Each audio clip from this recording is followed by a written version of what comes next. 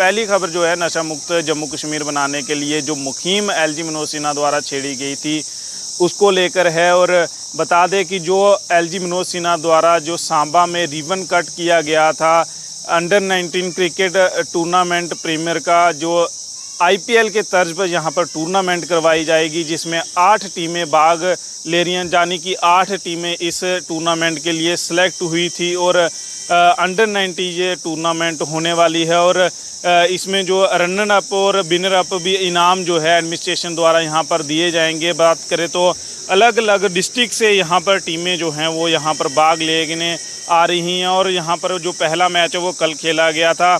और बात करें तो यहाँ के स्थानीय लोगों ने भी इस टूर्नामेंट की सराहना की है और एडमिनिस्ट्रेशन की सराहना की है। उन्होंने कहा है कि ये जो टूर्नामेंट है ये युवाओं को जो खेल कूद की ओर बढ़ाएगी और नशे से दूर रखेगी। वहीं युवाओं का कहना है कि ये ऐसी टूर्नामेंट जो है वो हर महीने होनी चाहिए, ताकि जो युवा हैं वो नशे से दूर रहे और खेल कूद की ओर ही ध्यान रखा जाए।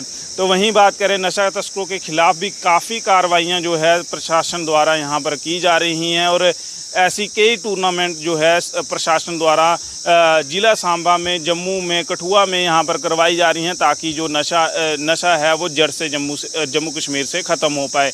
वहीं दूसरी खबर की बात करें तो आज एक ब्लॉक दिवस बड़ी ब्राह्मणा पल्ली पंचायत में आयोजित किया गया है। यहाँ पर डीसी सांबा यूशी सूदन द्वारा इस ब्लॉक दिवस को देखा जाएगा। और बात करें इन ब्लॉक दिवस में क्या कुछ समस्या आने वाली है लोगों को, जहाँ क्या समस्या जूझ रही है, वो उस चीज़ का निवारण जो है वो डीसी सांबा द्वारा यहाँ पर किया जाएगा।